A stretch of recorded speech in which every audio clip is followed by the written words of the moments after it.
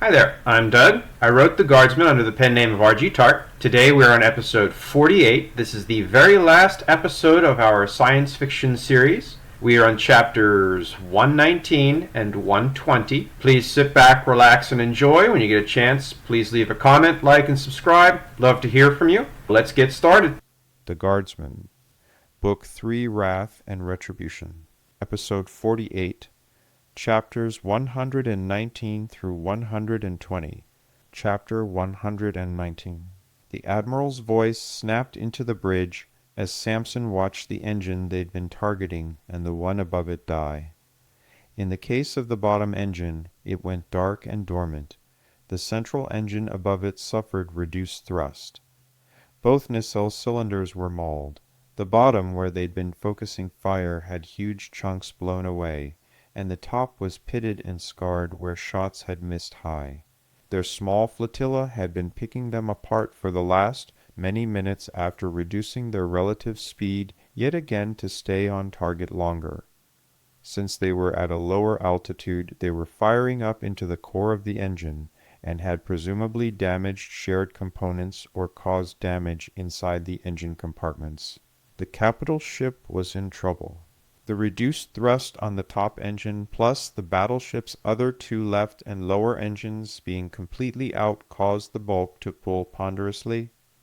With all the damage to propulsion that the ship had suffered, it fought to compensate with its now reduced maneuvering thrust from other points along the hull to compensate for the atmospheric drag across its massive bulk at its enormous altitude. All they could do was begin to slowly slew the massive capital ship to the left as they diverted their thrust to expose their shielded sides as opposed to their ravaged engines. The ship was effectively going to try and skim sideways across the very upper atmospheric levels, while maneuvering thrusters kept it from succumbing to gravity, catching on the denser atmosphere below, where it would tumble uncontrollably and fatally down. Captain Brockish's teeth actually clenched and lips curled back in a feral expression as he lusted after the kill that he'd longed for so hard for over 2.5 decades. Both guardsmen remained silent as the Admiral spoke with calm authority. Warsong Fleetcom. Adjust course. Cross the T on the target's stern. Continue fire. Enemy escorts are neutralized. Follow on mission waiting upon completion. With a twitch of his left ring finger over the icon on the flat screen controls, above the scrolling text instructions and battle damage reports lower on the screen, he pressed into the voice comms icon on the lower left of his screen. He overrode his communications officer, speaking directly to the fleet commander. He spoke flatly. Fleetcom, Warsong will comply. The voice reply was equally flat. Fleetcom out. The Admiral apparently wanted to make sure this order was not only received, but followed by demanding the no excuses available for failure verbal reply. Samson found that, with all the technological solutions to things that some less than scrupulous soldiers and officers could claim to have never seen or clicked and forgotten a text command, the opposite was true with direct interaction like the Admiral had just demanded. There was no way for anyone to claim they had not taken the time out of their day to reply appropriately to that direct order verbally that was recorded in both ships' logs. Samson filed away that little datum in his memory as something he would want to check later as a technique. He would either want to employ it more frequently in the future, or if he would want to adapt it somehow. Now that he was not actually in the rush of combat command himself, he found he was taking the time to watch exactly how the commanders who were in the fight behaved.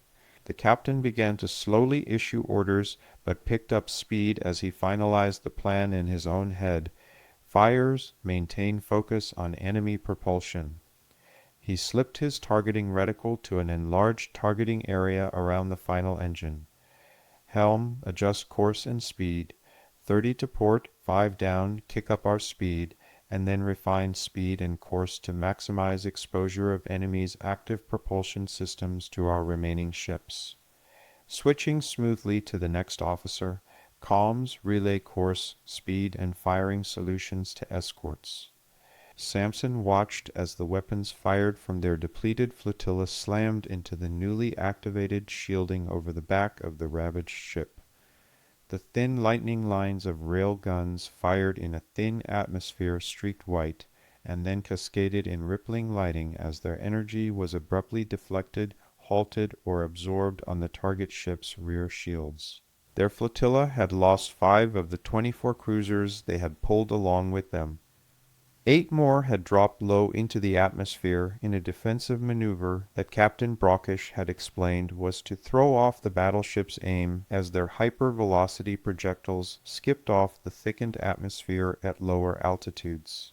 That variation would cause a slight deflection that would result in potential strikes glancing high like a skipping stone over water. Ideally, the enemy fire would be unable to reach the evading ships at all as the cruisers pulled down and away over the curve of the planet. Their 11 remaining cruisers trailed Warsong in what appeared to the casual observer as a ragged and confused jumble that bounced and wove randomly as they evaded the target tracking of the enemy's largest guns. Warsong suddenly leaped forward and shook violently in the thin upper atmosphere as the helm officer not only finished his calculations but passed them on to the communications officer. The maneuver fired them forward but to the left and slightly down. Their relative perspective via the view screen jumped back into a nearly perfect view of the battleship's rear and then passed to another slight oblique, this time from the battleship's rear right. Suddenly Samson realized that he was gripping the back of the captain's chair again as he stood being shaken like a doll along with the rest of the ship. They suddenly popped up to a higher altitude, broke their acceleration, and slewed in a modest braking roll. They didn't flip end over end to brake. Instead, the helmsman slid the ship sideways in the atmosphere, using the slide across the thin atmosphere's resistance to slow them. It was a nerve-wracking stupidity that the captain actually complimented the helm officer on performing before refining his targeting solution. While working, the captain pulled back from his screen, apparently frustrated and visualizing. He placed his left hand in front of his chest, but inside his shoulder, as his right mimed what Samson realized was their new position. Uncomprehending, he watched the captain's right hand turn the palm up and pinched his extended thumb and index finger into a converging triangle into the first bone of his wrist behind his left thumb. Samson suddenly realized he had just watched the captain visualize the converging fires for their remaining 12 ships. The instant of that epiphany passed as the captain's right hand flipped back down to his comfortably familiar touch screen. His fingers flew over the controls. He resized the focus on the rear of the battleship and used his fingers to deftly relocate and size the targeting icon he'd placed, this time to the right of the center. He sent the updated targeting information to the fire control officer. Almost immediately, the rippling impacts on the enemy dreadnought's rear shielding began to drop to nothing, as their flotilla's weapons once again dug into the functional engine and lashed at the massive nacelle that focused the engine's plasma fire. Each round, laser shot and rocket detonation ripped away at the magnetic compression shielding inside the module, or exploded in the plasma stream itself, instantly creating feedback and disruptions in the system. That by itself meant nothing but the increasing resistance and heat that the dreadnought systems would need to redirect and dissipate were very critical over the run of the battle. The captain nodded several times to himself with a crooked little satisfied smile on his lips as he watched and savored the destruction he was guiding. When Samson was satisfied that he could ask and not disrupt the ship's operations, Samson quietly leaned in and asked the question that had been bothering him. He asked quietly, "When the Admiral ordered us to cross the T, I can see that we have made a letter T. But how did you know so quickly what he wanted?" With a flick of his wrist before replying, Captain Brockish pulled up, read, and discarded a red scrolling report from one of their cruisers that had taken a hit that ripped into its hull and vitals, forcing that ship to fall behind and drop into the atmosphere to evade further damage. He answered quietly in return, "It's a wet Navy reference." Samson asked, "Wet Navy? What's that?" The captain offered, "Wooden ships fighting in the water.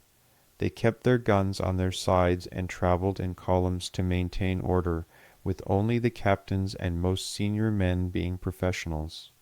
The ship's crews were mostly conscripts tricked or pressed into service for their muscle, only there to raise sails and turn cranks to catch the wind. The idea behind the maneuver was to keep things simple and easy. The ideal attack was to cross the T by catching the other fleet unawares sailing past them and firing into their bow or stern with all side guns. The maneuver required exceptional skill and tactical genius to maneuver your own fleet into firing position against the enemy using the same wind and knowledge. It brought your maximum power to bear while disrupting the enemy's own. It doesn't happen much nowadays. We're in a three-dimensional battlefield. Everyone knows that trick. Our weapons are arrayed more evenly, and most of the time engagements are head-to-head. Capital ships don't generally drop into gravity wells like this, unless there is a damn good reason for it. In this case, they either figured that they had enough firepower to knock us off, or more likely were on a routine re-entry and just landed at a bad time. Most admirals stop at the outside of a system by routine and gather their escorts. They also make sure they not only look good on arrival, but also do a security scan of the system to make sure no surprises are waiting for them. This guy probably stopped about 8 to 24 light hours out in the black. They took a good look and didn't see anyone messing with his destination and decided it was safe to jump in. We won't even see the light of their arrival out there for some time yet. By chance, they came in on the side of the world where the fleet was cleaning up that last station. Their admiral probably wanted to do a nice stately run around the planet to the customs station and show all the merchants that his toys were better. We do the same thing, though this today makes me reconsider ever wanting to do it again.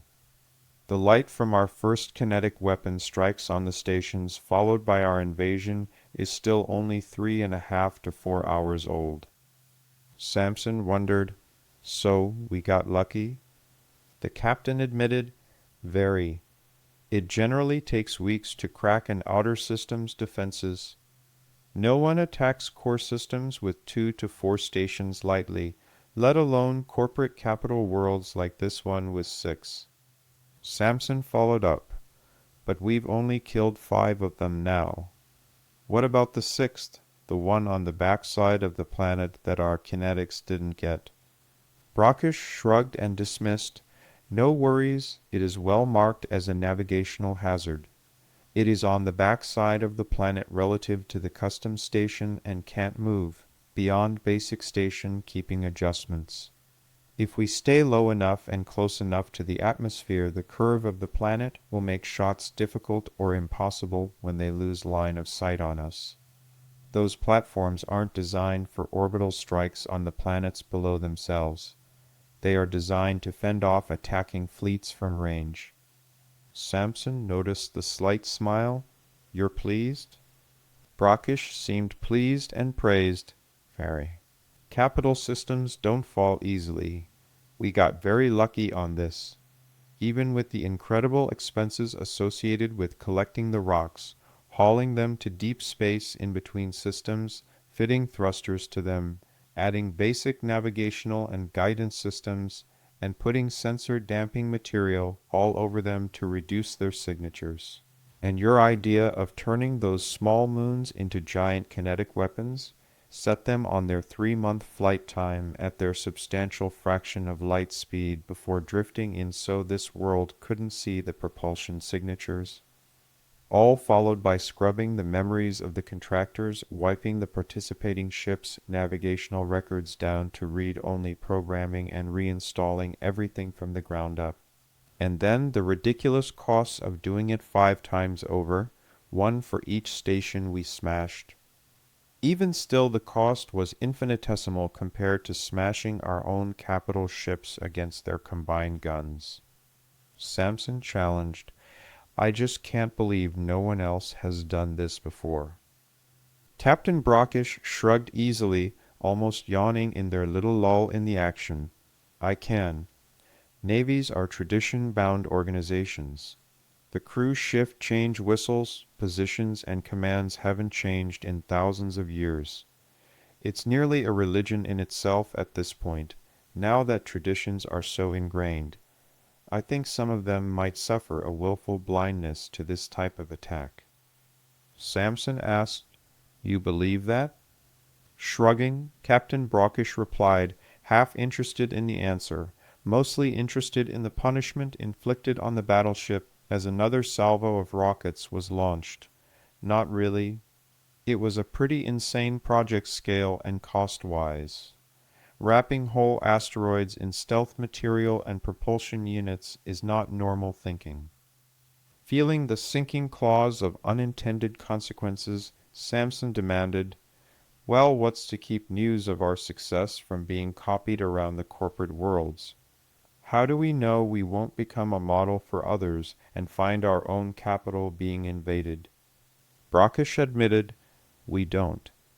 But the only people who know the specifics are you, General Zasfer, our fleet admiral, the bridge crew, and the auxiliary bridge crew from Warsong.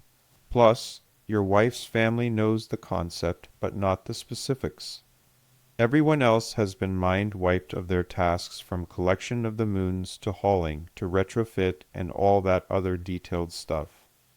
All they'll know per contract is that they were on a high-paying, clandestine military engineering project that paid well and required a memory chunk removal for release of their escrowed payment." Samson speculated as he was beginning to see a hole in his own plan. What about all the civilian ships in low orbit avoiding hostilities? What about all the civilian ships we ordered stationary and quarantined at the customs dock and the 6th platform? What about the ships that jumped out as soon as things started to get smashed on the platforms? They have telemetry and recording gear. The captain looked up from his display decidedly unhappy under the verbal assault of questions that were making entirely too much sense, which apparently none of them had seen before. His expression screamed that he not only didn't like being questioned about things he hadn't planned, but as an experienced Navy man, they were questions that he didn't have a single answer for any of them. Not that Samson as a novice was any better. His jaw clenched, and he wrenched his face back and forth before cursing, "Bloody hell." He wiped his targeting data off his screen along with all the ship and flotilla status scrolls and pulled up a secure message block. He coded it high priority and started tapping quickly on the keyboard, composing a message to the fleet admiral. Samson read over his shoulder, "Urgent, Admiral's eyes only. Need to capture, collect, and destroy all vid and sensor systems in the system that may have recorded strikes on stations. Rival corporate empires may reverse engineer our method of station destruction and use it on our own capital world. Spread of this information will jeopardize the security of hegemony. Retention and destruction of this information needs to be highest priority."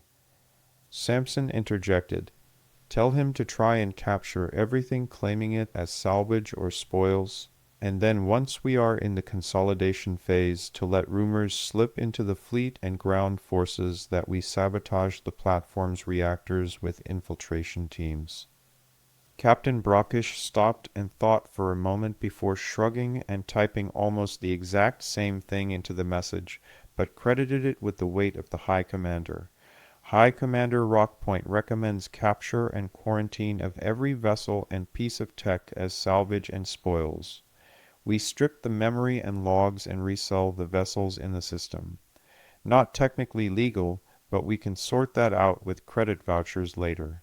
Once we are in the consolidation phase, It is recommended you let rumors slip into the fleet and ground forces that we sabotage the platform's reactors.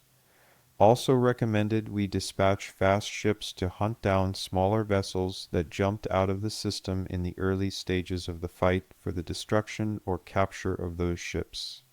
Samson was a little taken aback by the weighty use and positioning of his name and title. Given that the ship's captains were not supposed to give orders to fleet admirals, that usurpation probably saved them both some political blowback later. Before Samson could think too much on the matter, the captain pressed the send button and the message disappeared into the fleet's communications net. With a flick of his wrist and a pull of his fingers, the captain's preset combat screen repopulated the entire touch screen beneath his fingers. The struggling battleship's remaining rear engine was now visibly ravaged from every angle, and its thrusting plasma rippled angrily and unsteadily under impacts and internal system failures inside the massive capital ship. Warsong bucked under a salvo of freshly launched rockets. The two men watched impassively until the stream of rockets dove into the plasma and detonated with enormous force. They disrupted the flow of thrust plasma, knocking much of it stray outside of the engine, but the intended damage was the rippling backwash of the detonation in the stream of plasma thrust back into the overstressed internal systems of the battleship's engine. Samson grumbled, "That thing can take a beating." The captain agreed, "It's a battleship. It's made to take a beating. Hell, I could fly a damn cruiser into one of those engine nacelles and park it outside the hull." Samson asked with a smile, "How would you turn it around to get out?"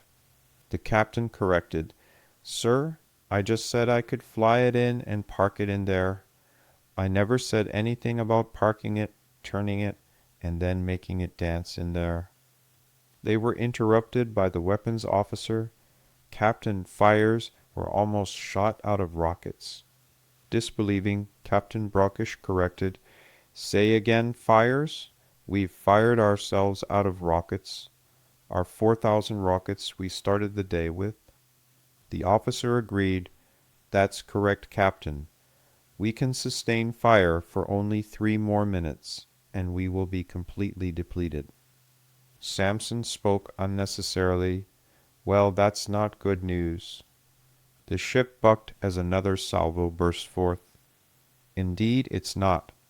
But hey, I've always wanted to fire my magazines dry, if for no other reason than just to say I did it. Fires maintain fire on the targeted enemy." Fires acknowledged, "Aye, Captain." "Captain Helm, we are approaching the planetary horizon at about the same time as we will fire our rockets dry. We are also about to pass into and through the line of friendly fleet ships." Brockish announced, "Understood, Helm. Fires continue as long as we have a clear line of fire. Comms relay to the formation that they are to check fire when we enter friendly formation. I don't want them blasting friendlies. Relay to our damaged ships to continue to stay low, evade fire, and to protect their ships and crews as their primary objective. They are to rejoin the fleet for repairs and support, while they engage targets of opportunity as last priority." The captain ignored the response, knowing it would be his junior officer's compliance and execution. Instead, he zoomed his screen out so he could see the length of the now burning, smoking, and cracked dreadnought from engines along its fractured center line to its far distant bow. The ship trailed a fine cloud of debris that from the distance only looked like smoke, but was really scraps, flakes, and chunks of torn and melted metal being blasted away under concentrated fire from the cloud of well over 1,000 remaining Lancer frigates, spread out in a deep cloud 50 kilometers in altitude and easily 300 kilometers wide. Each needle-thin ship danced in an area of 1,000 cubic kilometers, putting out a 35-centimeter railgun round every 30 seconds. Low and behind them, ammunition tenders rearmed the cloud as they all danced around in a constant cycle. The amount of fire streaking into those molten spots on the dreadnought's hull, throwing up firestorms of rippling white lightning across the shields, was not only growing but splashing and rippling the solid metal under the repeated hammer blows. Captain Brockish speculated, "Well, this won't take long now." Samson asked, "How do you mean?" The captain abandoned his own targeting solution and focused on the rent. The lancers were ripping open and zoomed in and in and in until Samson was nearly dizzy under the changing perspective.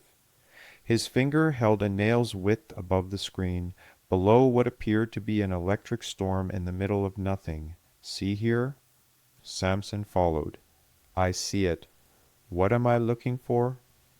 Brockish instructed, "Watch the flash, but don't let your eyes stay there. Follow it to the hull. Let me know when you see one of the black dots against the hull." Samson agreed. "Okay, I saw one. What was that?" The instruction continued. "That was a Lancer penetrator round. The shields work first on deflecting, next on cracking and absorbing, and finally on slowing incoming projectiles to give the armor a fighting chance. That round masses nearly a metric ton. The Lancers are each firing them at a velocity just shy of 1/20th the speed of light. That means they pretty much make a mess of anything they hit. Those shields are letting them through now. They aren't coherent enough to deflect or shatter the incoming rounds anymore, so they are slowing them to minimize damage. But that's still 1 metric ton of penetrator slamming into metal at about anywhere between 50 to 1,000 meters per second, depending on how many other rounds have splashed the shields before they could recharge and focus. Like I said, this won't take long. The Lancers are all focusing fire on the center line of the ship. Eventually one of them is going to." He was cut off by a violent but completely silent explosion that instantly blossomed and snapped the white lightning of the shield out of existence. A massive cascade of explosions followed that literally splashed into the heated metal and rippled the composite metal plates out under the force of their own internal explosion. The kinetic energy of the rounds converted to energy in the form of heat and force in the form of ripped and shredded components faster than the human eye could digest the process. Instead, all along the expansive side of the ship, plating rippled out like a giant worm being ripped open by a giant invisible fishhook. Its flesh pulled, penetrated, ripped, and displaced. Samson marveled. "I can't believe how much punishment that ship took. I've never seen anything like it." Acknowledging his statement, Captain Brockish marveled, "And you'll probably never see it again. Participating in a ship-to-ship capital ship kill is a once in a very rare career event. There just aren't that many of them built, and they do not die easily when they do fight. Very rarely one will die to concealed planetary defenses, which is why we put so much effort into our recon teams.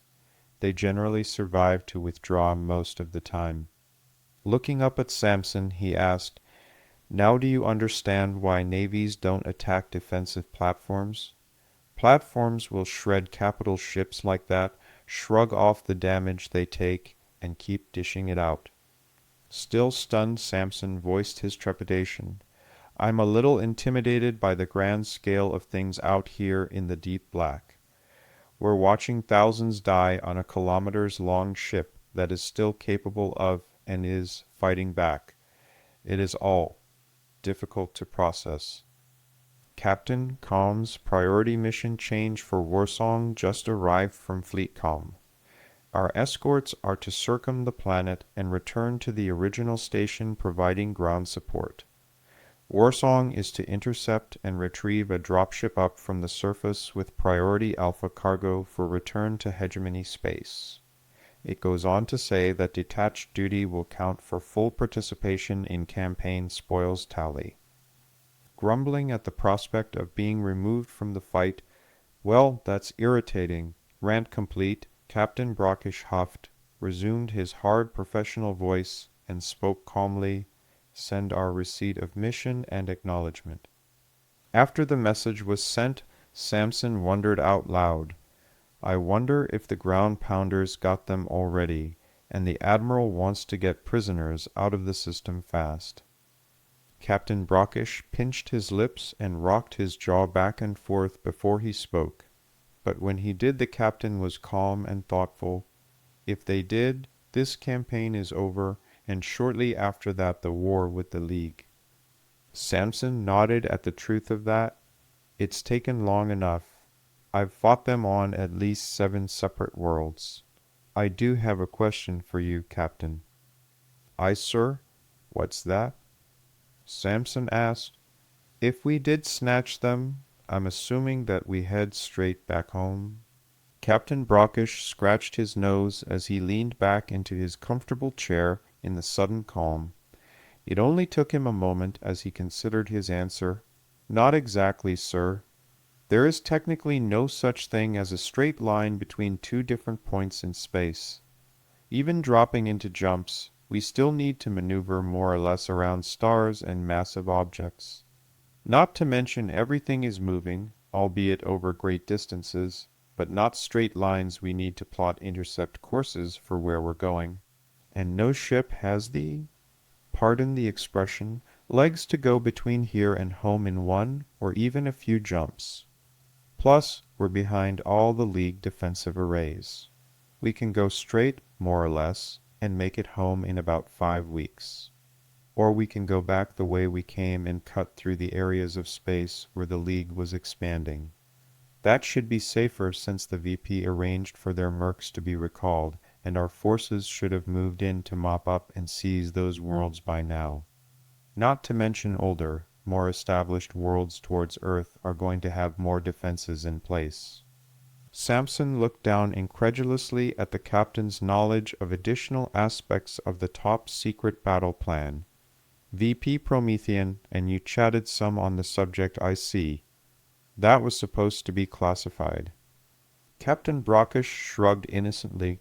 It's not like we had anything else to chat about on the way back from Earth. That's not exactly a thrilling adventure ride running the Earth taxi service.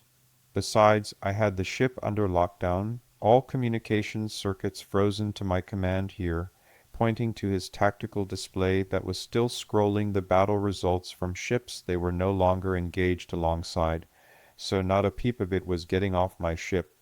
All told, I think we should take the safer route back to hegemony space and home via that route. We will be able to review a number of the worlds our ground pounders have seized, collect some reports from local commanders, and run a courier back to Milcom HQ with updates. Safer and useful, and only a month or so plus a few weeks longer. The veteran spacer warned, better slow and safe than possibly not at all. Is that what you're saying, Captain? Nodding his agreement, yes, sir. No point wading into any messes we don't need to play in right now. Our mission is no longer to kill and break things. His sarcasm practically dripped. Now we get to play taxi. Again, still. Samson was not particularly pleased with the prospect of adding nearly another 2 months onto a roundabout campaign that had consumed over 6 with Tomies and his earthly maneuvers. While the whole fleet shuffled around the hegemony preparing for the attack, while those small moons spent nearly 2 months accelerating towards their targets, and another drifting in the perfect black silence of deep space. Plus the 3-month transit time, and now 2 months plus back to hegemony space with all the stopovers they just talked about. Brockish had been vague about the actual arrival time in orbit above their home. For all Samson knew, with his rudimentary grasp of navigation, that could be another week or 2 or even a month of travel time. The logistics shell game and prep work for this campaign, plus the 3 months of traveling, culminating in the few hours of manic and brutal fighting, meant that most of their troops had been gone for between 6 and 9 months at this point. He'd been lucky, but was looking at a total of more than 8 months gone himself. He forgot about how quickly time could get away while on a campaign. Before Samson could voice his tepid acceptance, the communications officer spoke. Captain, priority dropship reporting final approach and listing casualties. The captain snapped, understood. Direct them to the main bay. Alert medical for the arrival of casualties. Alert the purser that we'll need berths. Strip and search our captives, prep the brig for guests, and pad the walls so they can't possibly hurt themselves on the trip home.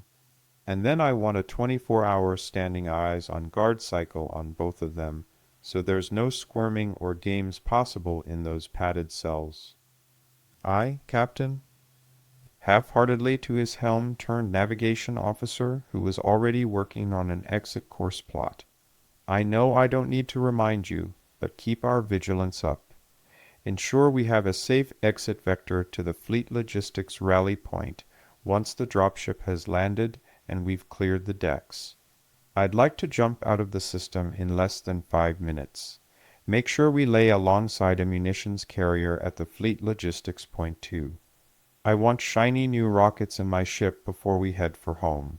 We will fine-tune our course home en route to the logistics rally point. Aye, Captain. Everything firmly in hand, Captain Brockish stood, straightening his uniform, and turned to face Samson. Sir, shall we greet our guests? Savoring the joke, marking the probable end to this war, Samson felt a feral smile pull at the side of his face. Of course, Captain. It's not every day we get to enjoy the company of foreign dignitaries and their hegemony escort squad. They both turned in parade ground, perfect facing movements to the armored bridge doors to the right back of the captain's station.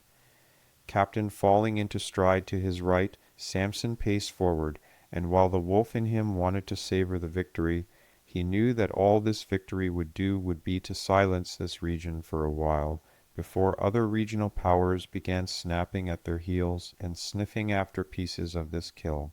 The cold, ruthless part of his brain knew that they might have 3 to 6 months of quiet before some other predator emerged. But that was life in the cold black of corporate space, all these light years away from Saul. Chapter 120. Melina had forced herself to be politely quiet when the rough half-drunk fellow, who claimed to be Jonah's team sergeant, had pounded on their door at 10 in the morning, exclaiming, "We's finally found ya bastard." Before she knew it, she had 4 more drunks forcing their way into their apartment behind the first. She knew right away they were soldiers from their demeanor, haircuts, and scars showing through shorts and muscle shirts. They were clamoring for coffee and eating every scrap of leftovers she carefully packaged and saved from breakfast. Before she knew it, she was frying their month's supply of bacon and eggs and slicing every piece of fresh greenery she had into the mix as fast as Jonas could stir. The jerks did not even bother with the tie on the bread bag. They just ripped open the whole loaf bag lengthwise, placed it on the table, and grabbed from the serving plates she set out. They completely ignored the utensils. Instead, with bread in their palms, they grabbed the food out of the bowl with their bread hands before turning them over to make half a sandwich. They maybe paused so they could lay a strip of bacon across the top, and then stuff the whole thing down their noisy traps in 2 bites. He had been gone for nearly a year, and this was what she got. All the training, and then the rapid departure separated. Suddenly he returned to a single blissfully peaceful night with her Jonas, and in the morning she is invaded by a pack of slobbering wild animals that reeked of alcohol at 10 in the morning. She fumed about closing the bag of bread until the 5 of them had finished the whole thing, even with Jonas helping himself to the crass excuse for a meal. She had never seen anything like it, not even in their creche growing up. Even there they had better table manners. She wanted to be upset about them shredding her bread bag, but then she was more upset when they were eaten out of their month's worth of bread, eggs, bacon, fresh vegetables, and even dried noodles eaten like crunchy handheld snacks too. Since there was nothing left to go in the bag, She simply towed the trash can open and swiped the whole empty thing off the counter at once in frustration.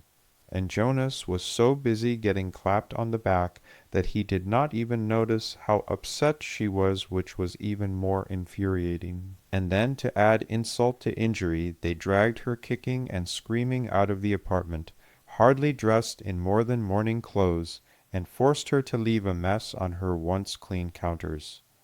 There was no food left, of course. They dragged the last of the bread across every square millimeter of the plates, and they practically licked the hot cooking pans clean. But still, she had to wipe down the countertops, do the dishes, and clear away the empty containers. They had allowed none of it. Next thing she knew, her home was locked behind her. At least they had gotten that right, and they were on a tram whisking along between buildings, the short distance to the imposing Milcom HQ building. They were so strange. They did not even use names. Every other word was, "Hey, stupid," or something so offensive she refused to repeat it now that she was out of the creche and an adult on her own. The two oldest ones, with the most scars and tattoos, just called each other Alpha and Bravo, punctuated with words like stupid, retard, and idiot. But they smiled the whole time, as crass as they were with each other. Jonas, of course, called them both Sergeant, which obviously how anyone could tell them apart like that she did not know. The tram was half full, but their half had only them. Everyone else was crammed into the far side, studiously ignoring them, as they all rocked back and forth lightly with the sway of the car. The one Alpha, who Jonas kept calling Sergeant, leered at her evilly and cracked, "So you're re-squadma now?" Melina felt herself sit bolt upright in her seat as she saw Jonas do the same to her right. She heard her voice squeak, and she instantly hated how young she sounded. "What do you mean? I'm too young to be anybody's ma yet. I'm still in school? Sure, I have a pending employment contract, but there's no way we're gonna—" She was interrupted when the speaker cried out and jumped, startling her. The one they kept calling Bravo, the one who talked like every offensive jerk who'd ever made her want to ball her fist and punch someone in the nose, recoiled from kicking his peer's leg and snapped, "Damn you dumb. No wonder you can even get no date, even if yous paid for Just cause teamy da only one outaeus dumb enough ta marry done mean ye gots to scare away from tha recess." Jonas groaned, and she shot him a look he again did not see. The tram thumped to a halt at the HQ building, and they were out in seconds, getting louder and stupider the deeper they went into their own world. She had no idea where she was. Jonas was no better, as they twisted and turned up level after level, climbing concourses and enduring more and more raunchy stories about their night before. She was so glad Jonas had come straight home yesterday afternoon.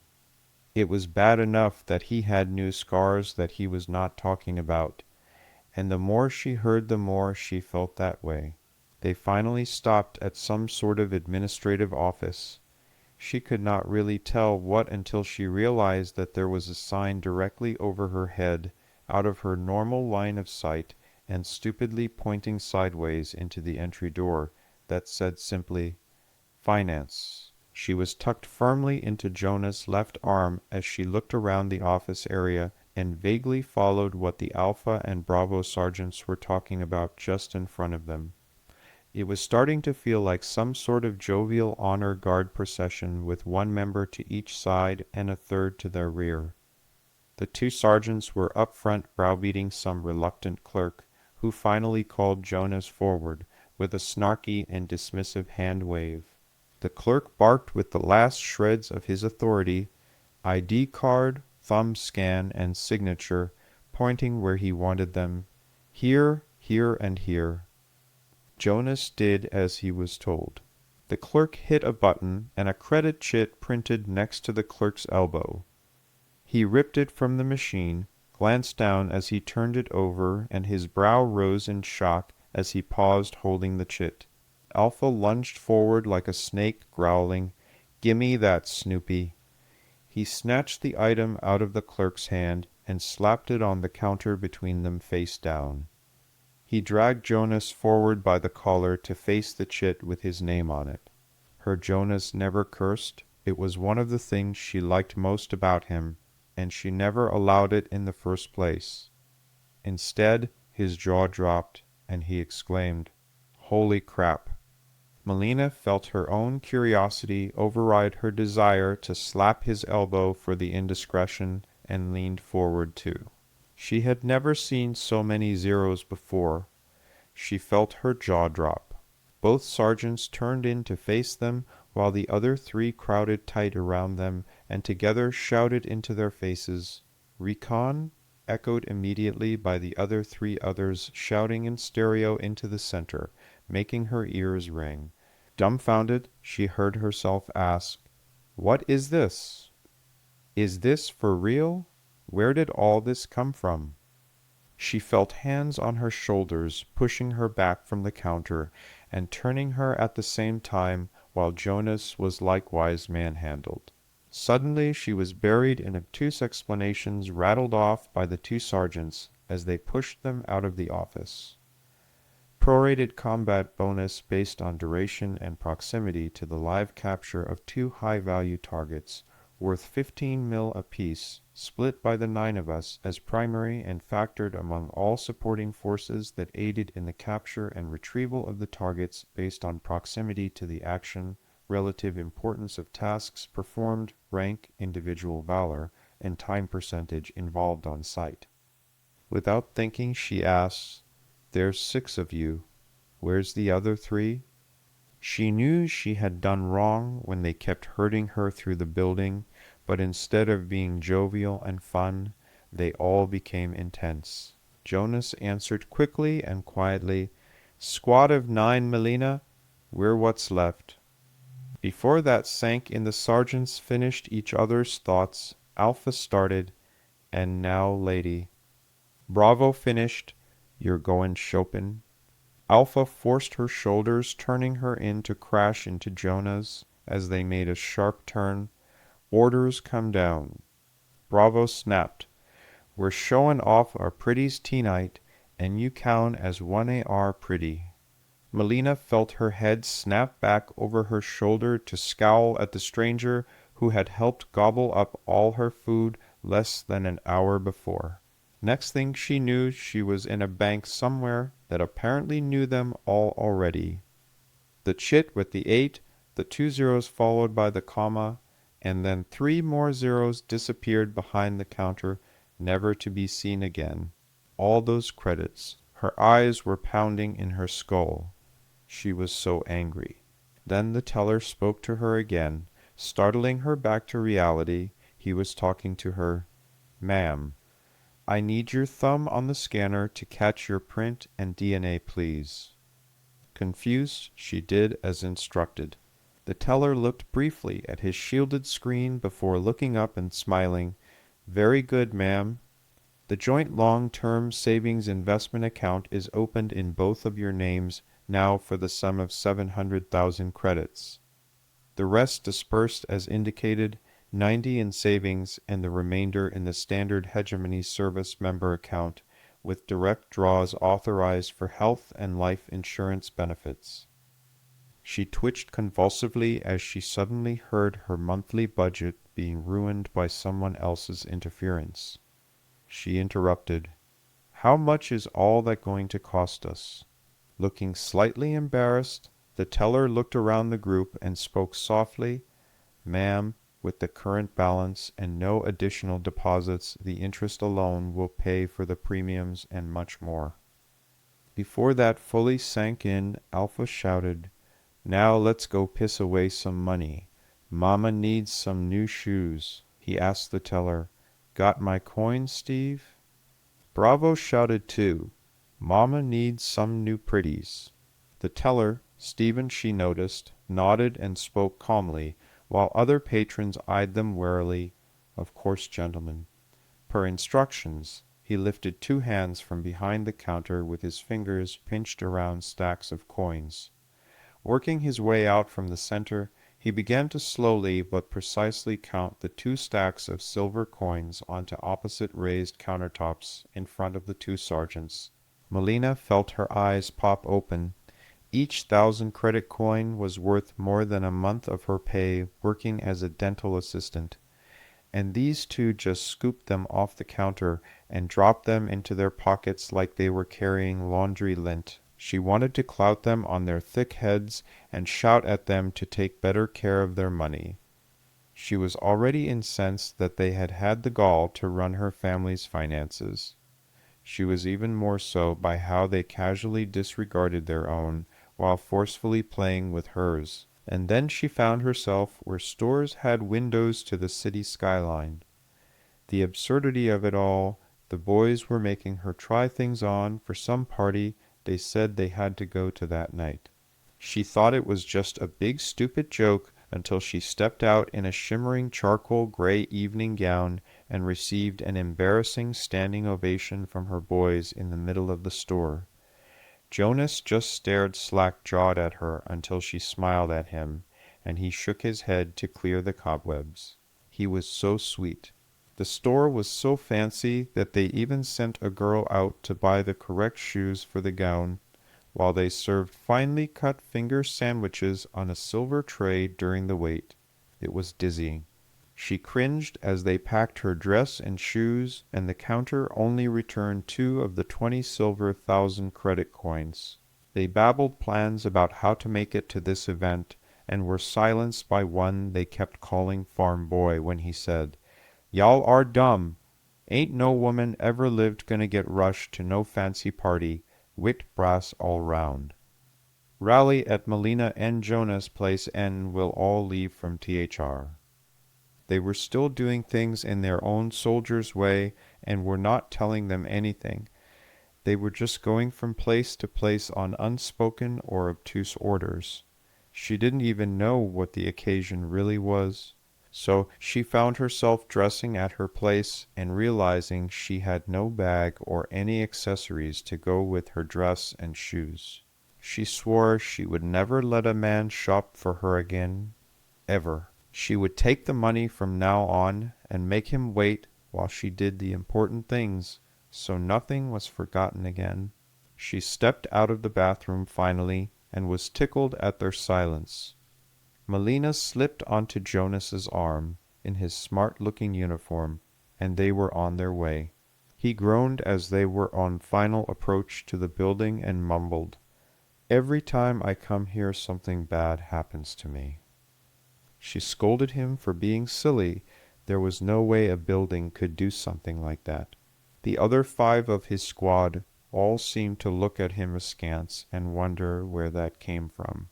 They picked up an escort and worked through security in various causeways and promenades in the largest and prettiest rooms she had ever seen.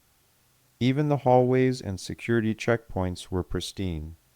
There were sweeping windows that looked like crystals made of starlight. She almost lost her feet in her pretty new shoes while gawking at the giant windows that stretched for what looked like miles up the walls when the floor transitioned into marble. She looked at him when Jonas jerked her to a halt when he stopped. The crack of boots and weapon shoulder stocks struck the marble floor in a single crash as their 4 armored home guard troops snapped to crisp attention to mirror the 4 already waiting at the door. Mechanically all 8 of them, without cue, ripped their weapons from the floor and snapped them crisply vertical across their polished visors in a perfect mutual salute, and again slammed their weapons back to the floor with a thunderous crack. Just as quickly, the 4 escorting snapped a crisp about face to the rear and marched back the way they had come, while the 2 center home guard pulled their hall doors open, admitting their 7 to the nearly empty room. Melina felt herself arch a brow at the 2 rotund people in normal clothing who were being entertained by 3 of the uniformed functionaries whom she had seen around the halls periodically. Although these functionaries had their own plain-clothed spouses, Melina assumed they were spouses. Once the doors were firmly shut, she heard one of the soldiers with her mumble, too forcefully to not want to be heard, Show-offs. We could do that crap too if all we did was parade around in a circle all day and look pretty. He was met by grunts of agreement. One of the men drifted over to them with his own wife and a smile on his otherwise plain and unimposing face. Good evening. At last our guests of honor. Ordinarily, something like that would have made her skin crawl and had her balling her fists to punch him in the nose for mocking her Jonas. But the way he said it was actually warm and welcoming with his smile, and instead put her at ease. He was completely unassuming and disarmingly pleasant. Allow me the introduction. I'm Bartholomew Grant. He dropped his voice to a conspiratorial whisper, picking her out of their group. Ordinarily I duck these occasions, but my boss has been away for a while and demanded he review our performance tonight as a sadistic punishment for my behavior. His wife rolled her eyes and playfully slapped his arm. He smiled and redirected the conversation. I sent out the invitations for our August gathering. I'm glad you all made it on such short notice. Nodding again to her, he continued, and in style I see. Allow me to introduce my wife, Madeline. He turned and gently guided them over to the other group, trying to not turn his back on either those currently in the room or their newly arrived set. Melina's head was spinning, and she did not really catch the first 4 names, but caught the names of the 2 without the uniform suit between them and the introduction as Mario and Flora Temposo. When she asked how a private investigator received an invitation, she was curious that both Mario and Bartholomew went quiet. Instead of either man speaking, Flora exploded excitedly into the pause. I'm a huge fan of Lady Persephone. Melina had to smile at the older woman's incredibly infectious excitement. Mario worked with Mr. Grant's boss a few years back, and look at us now. Melina liked Flora right away. She was instantly at ease with the large, taller woman. She was one of those people who would not hurt a fly. She was like everything Melina always imagined having an aunt to be. Melina had seen her type in her creche class, though, so sweet that everyone took advantage of them and abused their good natures until they got hard, ugly edges from life. And now Flora was about to meet her dream celebrity. It was impossible for Melina not to like Flora. She decided to stay right where she was. Jonas, of course, stayed with her. The rest of their group broke into sets and chatted with the others in the room. Melina realized early on that she thought Mario was a little shifty. Something about him had her watching him. It may have been the sneaky detective thing. They had investigators who would show up at the creche every once in a while looking for trouble. She never trusted any of them either. They either learned to watch out for themselves as exceptionally quick judges of character, or they did not last long in the creche system. Melina still carried that wariness. As their conversation went on, though, she found herself looking deeper and deeper into Mario's upper teeth whenever the man spoke or smiled, until Flora finally asked, "What's the matter, dear?"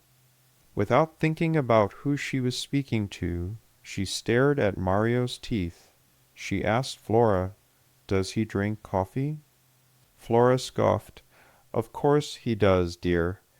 Every investigator drinks entirely too much coffee. You'd think it was a requirement from their guildmaster."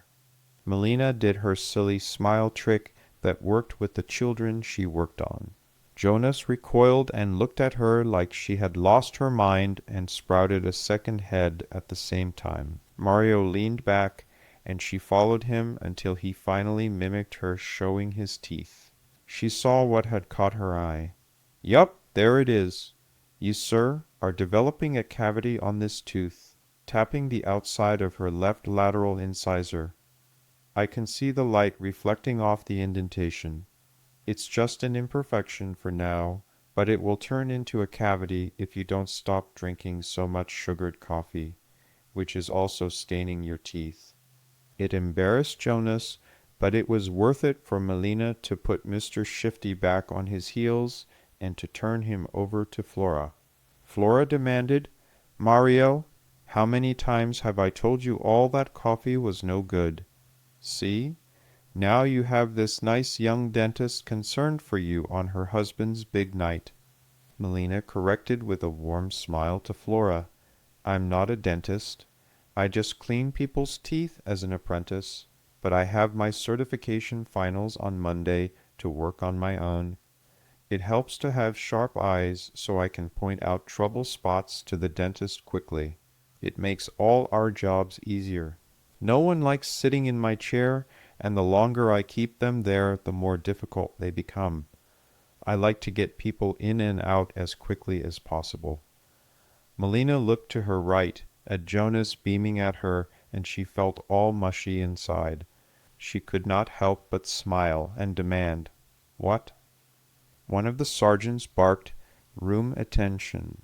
Surprise ripped into Melina. Jonas jerked bolt upright and away from her, snapping his heels together. Melina felt herself looking around, confused. The conversation stopped at the sudden interruption. Melina was looking from Jonas to the sergeant when she found him. Another very tall man in a uniform covered up and down both sides of his chest and sleeves with awards and shiny stuff. She had not heard or seen him before, so he must have just arrived. He replied simply with a strong, smooth confidence, "As you were," dropping his arm from the crisp salute and allowing the sergeant to do the same. The extremely tall man with the porcelain redhead on his arm joked, "Relax, everyone. It's just a party," as he walked directly up to the sergeant, with his redhead in tow and his hand out to shake. He spoke with a smile that just beamed and lit up the room as he spoke crisply and clearly, so he was easily heard through the whole room. "I have some standing orders for you all. For the rest of the evening, we don't yell at each other. We'll all save that stuff for Monday morning. Is that understood?" Jonas and the rest of his squad snapped fiercely together, and without leaving their position of attention, "Sir? Yes, sir." Melina was shaking her head at the silliness, while the tall man worked his way around the room to shake the next man's hand. He mumbled, again loud enough for all to hear, "Well, close enough, but let's not have too much more of that tonight either." His smile was positively magnetic, and Melina found herself smiling back at him even as he reminded the soldiers, "Monday morning we're back to playing that game."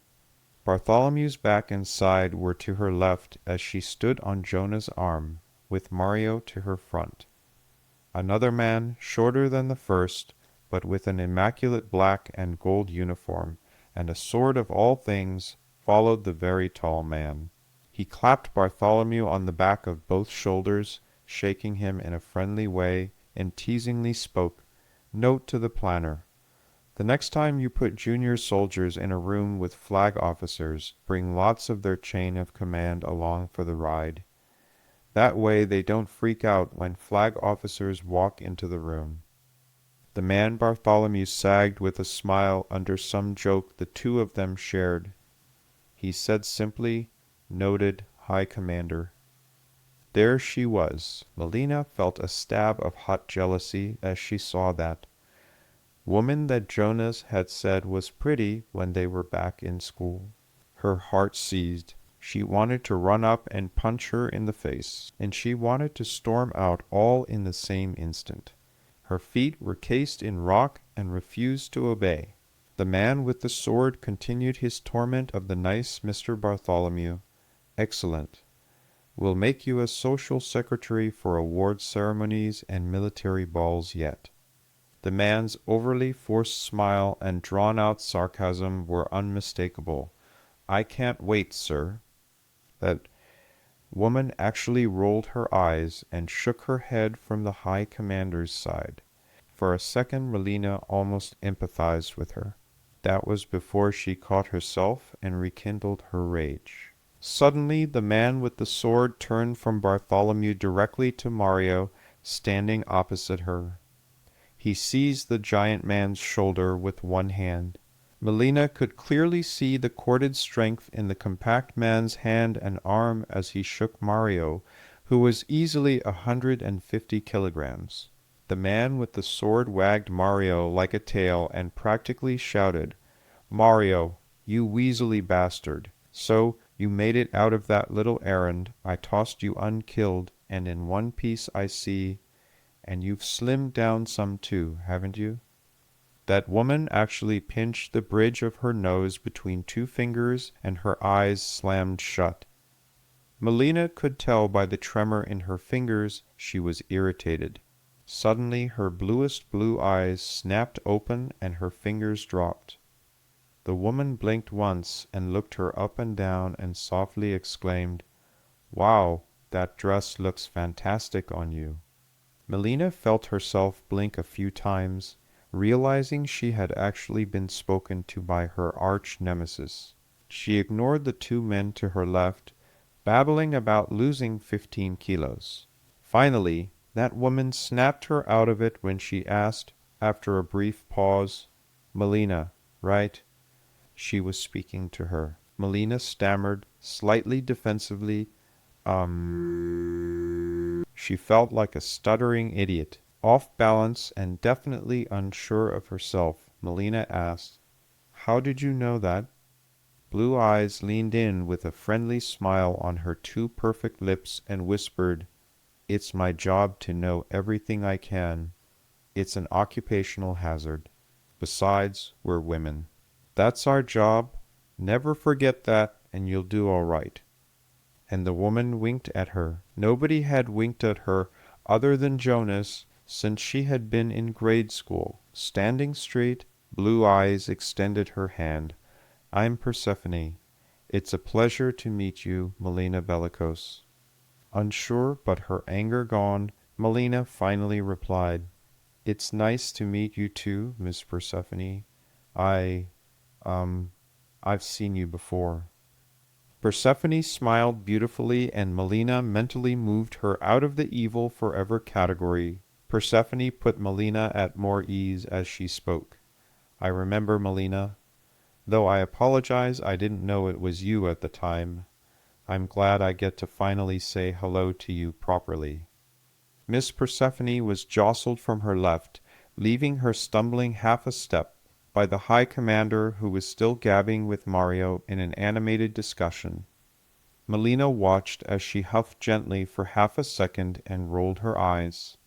She placed two fingers in the side of the black and gold uniformed man's back and pushed him farther away, so he did not trample her again. She whispered with a smile again, this time saying, "Men can't take them anywhere, even if they are housebroken. I let him out of my sight for a few months, and he forgets everything." Melina smiled and heard herself giggling stupidly as she remembered her experiences starting early that day. Persephone returned to a normal voice. "I'm glad we finally got those bleachers fixed and those human rats out of your school. May I please borrow your husband? I need to thank him for being my hero and helping me break open that mess." Unsure of what to say to that, Melina heard herself say, "Sure," but it sounded more like a question than an answer. Persephone smiled another of her warming smiles. With a gentle hand down Melina's arm, she slipped past and said, "Thank you. You really do look lovely tonight, Melina. I'm glad you could make it." As charming as she was, Melina watched every move Persephone made near her man. She watched them both like a hawk. Jonas did not leave his stiff standing position, and Persephone only thanked him for helping her father with breaking up the corruption that Jonas had located in their city. Melina thought that was a very odd way of saying those things.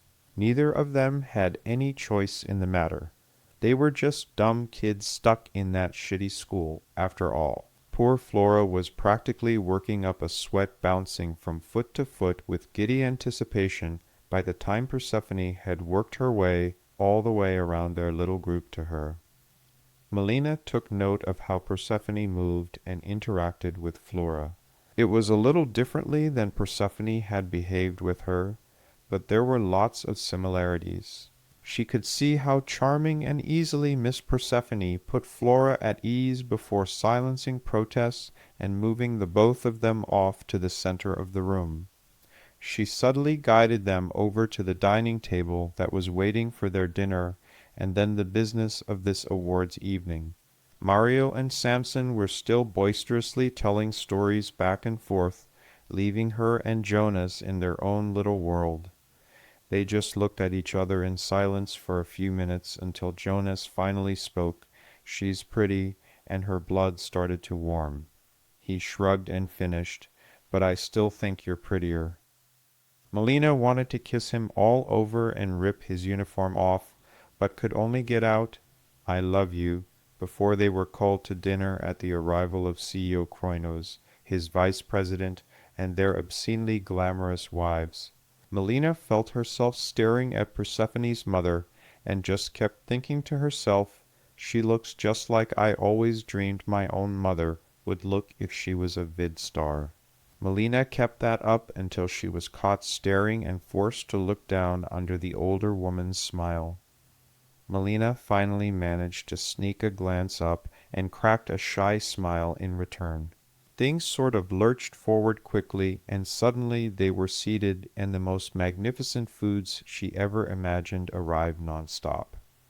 They just exploded the most delectable and wonderful flavors in her mouth every time she took a bite. She was a little distressed when she found herself watching Persephone's mother, and everything that she did so she would not make any embarrassing mistakes on her own. Mistakes like two of Jonah's squad who kept getting confused about on which side their water glass was placed. They were near a nervous fist fight until a server took the initiative, refilled each glass, and placed them centered above the plates so there could be no mistake as to whose glass was whose. She did catch Persephone's mother making her tiny nod of approval to her staff member at the correction. Melina was not going to allow herself to do anything like that, or Jonah's for that matter. The First Lady of the Hegemony kept up her own conversations and did not show any sign of extra interest in her until Melina got lost as the plates again swapped for something new and she was looking for her fork. She looked to the head of the table at the woman she knew was, but could not believe was Persephone's mother. Melina did not know her name since they had not been introduced. She was gently holding a conversation to Melina's side of the table, across from her husband, with Jonas's Sergeant Alpha. While Melina was still confused, she noticed the lady tapped a utensil 3 times, with an auspiciously raised finger between each tap to draw her attention. She did all that while not even looking at Melina. Melina looked down and realized she had just been told which one to use. She could not believe it. Melina admired Persephone, but she now worshipped her mother. The thing she was eating was such a delicious explosion in her mouth. She didn't even want to breathe. Suddenly, while she was still on that first bite into the most delicious fruit and meat thing with her correct fork, the conversation was abruptly halted while Melina had a fork still between her teeth. She realized with horror that all eyes were on her. While she was stuffing her face, Melina's benefactor snapped, "Oh, Philip, let the poor girl eat." The CEO seemed smug for some reason, like a kid with a toy. "I intend to Celine. It's just a simple question." Melina learned by watching Celine where Persephone got that frustrated little eye pinch she did when her high commander was being troublesome. Melina felt herself swallow past the suddenly tasteless food. She asked meekly, "I'm sorry, I missed the question." The imposing man smiled, giving her the sneaking suspicion that he had deliberately asked when he did with her mouth full to put her off balance. He asked again, "I said, I've just heard that you are getting ready to graduate with your certificate in dentistry. As I recall, you and Jonas were classmates. You might recall an adventure he had a few years ago. I've met him before. I was wondering how you're finding the program. Did our city's educational system prepare you for those challenges?" She corrected him. "I'm just a dental assistant, sir. I just clean people's teeth. I'm not the doctor. Maybe someday, but not yet." He waded forward, and Melina got the impression he was not really listening to what she said as he said, "Excellent. So you were prepared." Unsure what he was actually asking, her suspicious senses were tingling, but she wanted to be polite, so Melina said, "I study very hard, sir." He followed up, "So you're looking at graduation?" Melina answered as politely and completely as she could manage, "Yes, sir. I've taken my medical board pre-board examinations twice and scored a 97 and a 98 out of the possible 100.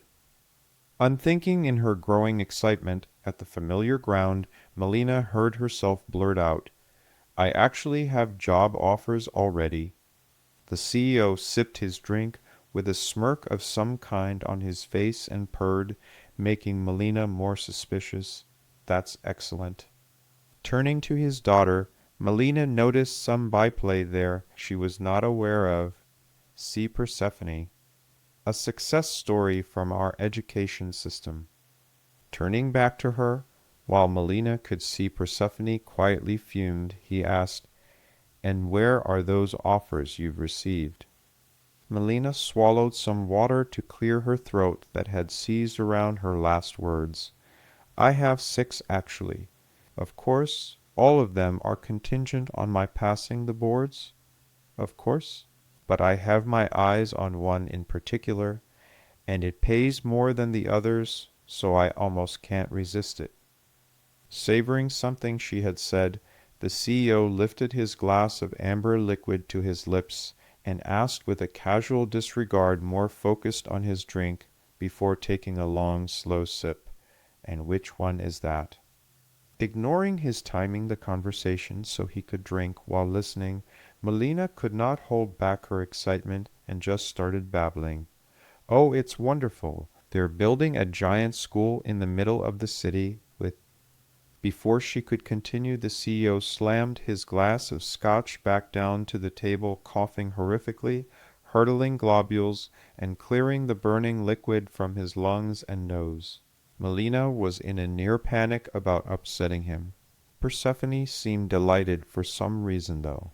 She stabbed some of her pear and salty meat while asking with a giant smile on her face, "So you have an offer from the Athena Academy?"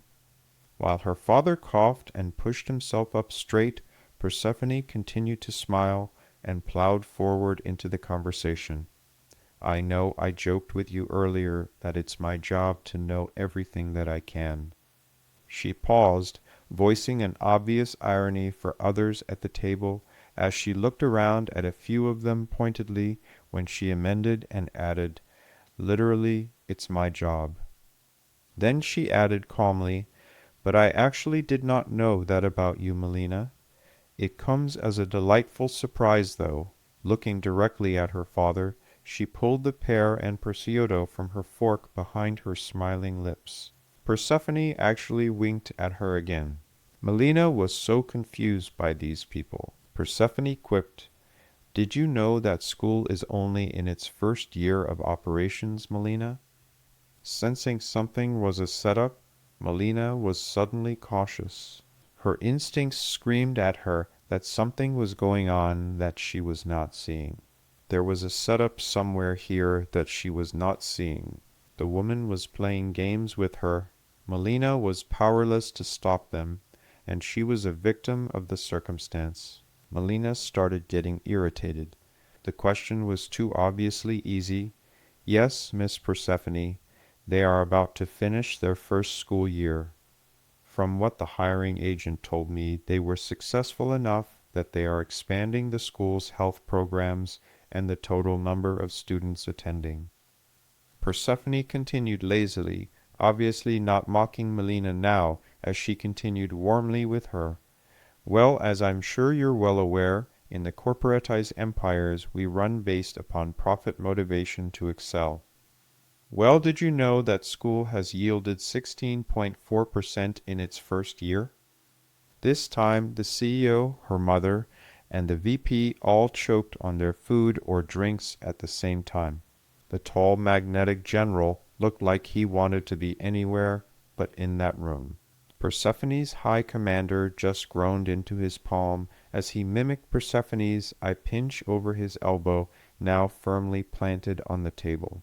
The VP's wife looked amused. Miss Persephone's redhead sister looked ecstatic for her. Everyone else, herself included, was just confused at the reactions.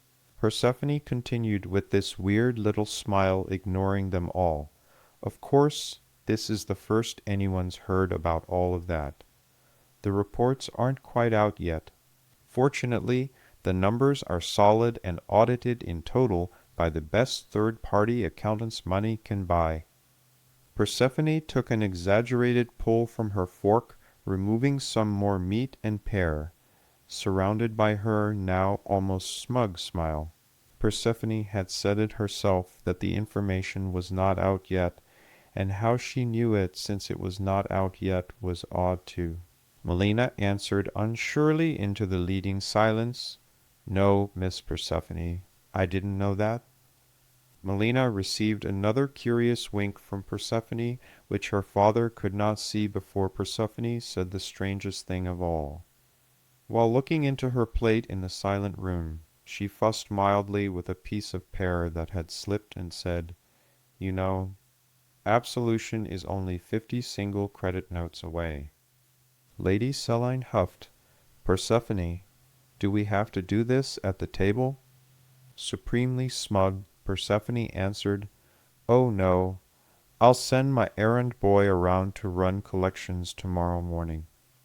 The High Commander's fork slipped across the top of his plate, and Persephone just smiled up at him, leaned to her right, and playfully bumped her shoulder into his, leaving him to groan. CEO Kroinos hunched over his drink as he pressed it to his lips and grumbled into it, "I'm not paying." The girl cheated. Lady Selene actually chuckled out loud so they could all hear and corrected him, "Oh, Philip, just pay the girl. She suckered us all fair and square." He took a long pull on his drink, looked Persephone straight in the eye, and said, "Persephone, you cheated." Melina noticed a tiny smile trying to pull at the side of his face. For some reason, Melina did not think he was really angry at her. He was surprised, and something else she could not put her finger on. Lady Selene did not see that last piece and just corrected him. "Philip, she didn't cheat.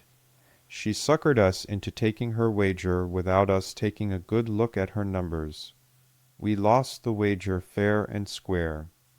These people were so odd. The most delicious meat and vegetables arrived moments later, and the atmosphere cleared immensely.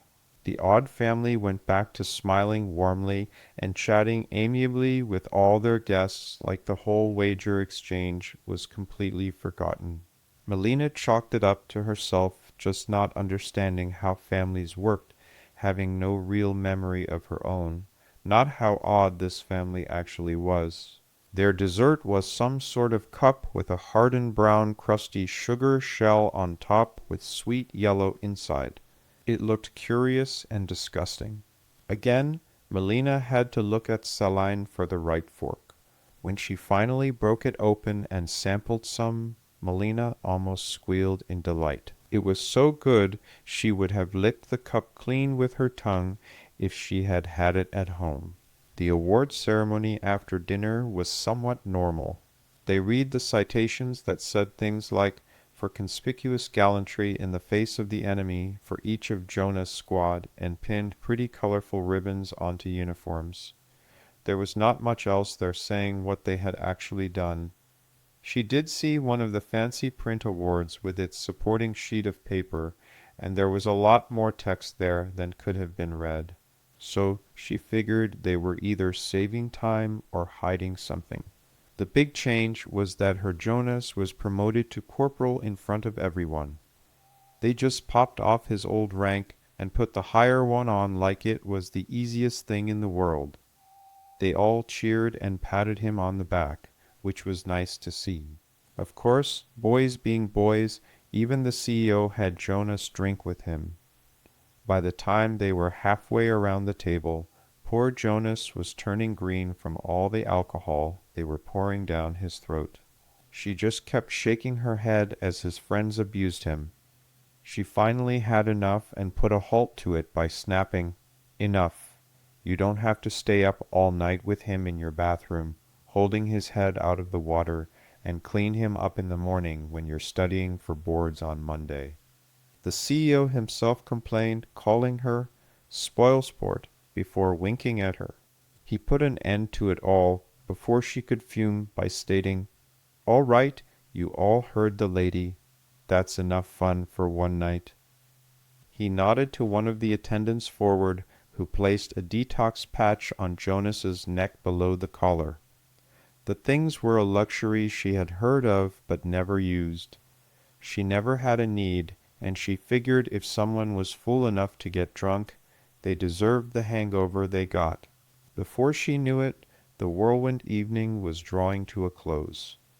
They made their final parting rounds, and she was on her way to their apartment in a chartered flyer. Lady Selline had even given Melina a heavy package, and she had emphatically interrupted Melina's action with a polite but firm warning, "Don't shake it, dear. It is very fragile. Open it at home. Consider it a promotion and wedding present in one."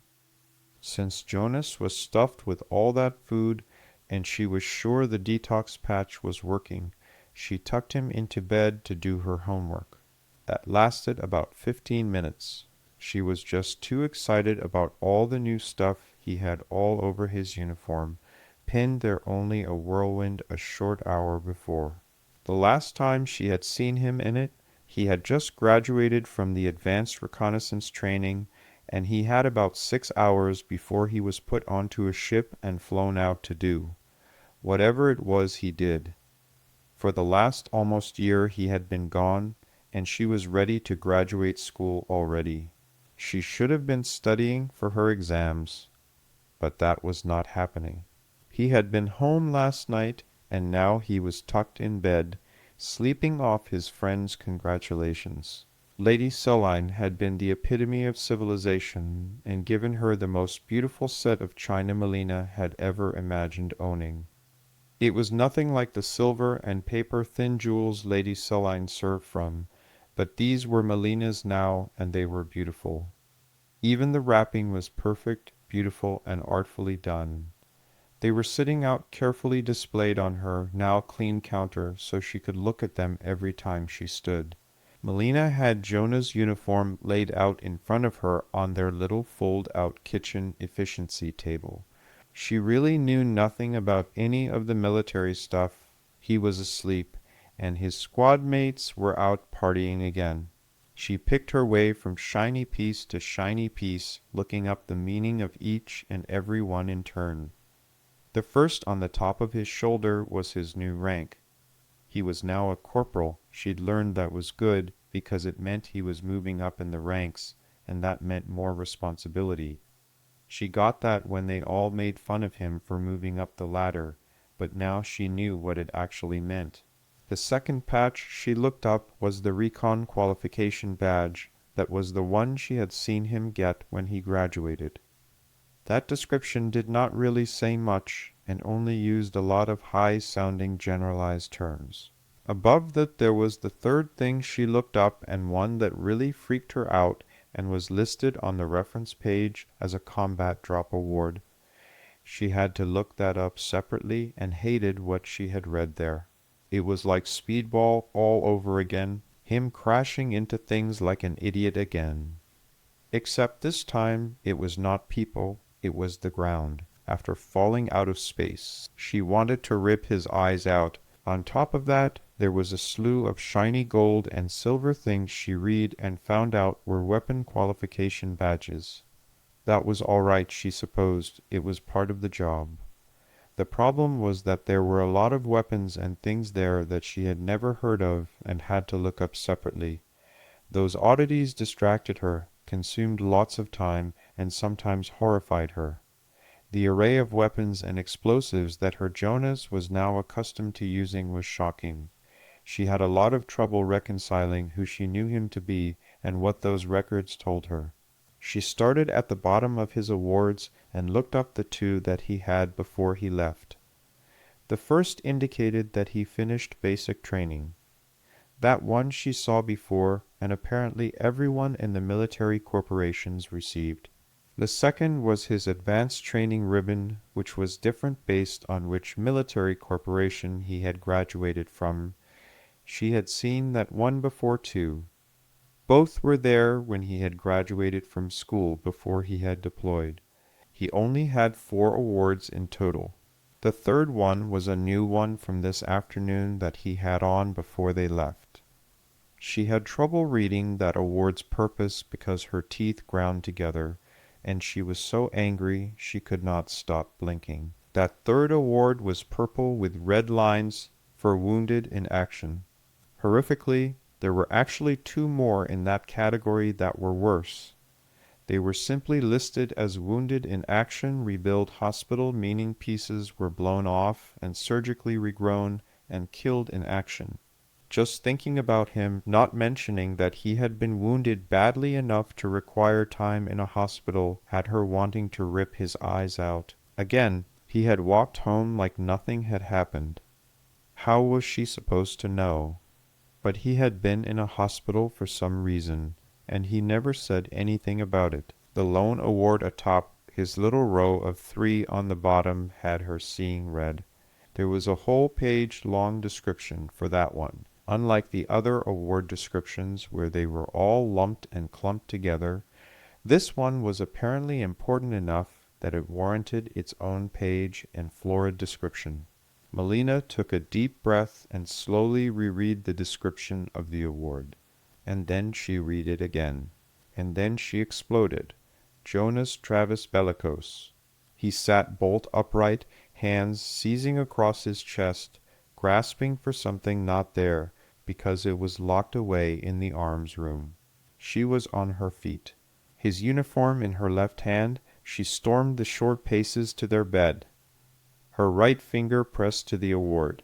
Why in the hell do you have a hegemony cross for valor? This thing here says it's the second highest award for valor in combat against the enemy given out. They only called it the hegemony cross tonight. I watched them pin it on you. I listened to them read that citation that said nothing with a whole lot of pretty words. What are you trying to do? Get yourself killed. Jonas just groaned as his head pounded. He stared up at her fury and cringed. Thank you very much for your attention. I appreciate your listening. When you get a chance, please come and hit the like, subscribe, leave a comment, and check out the book for real down in the description.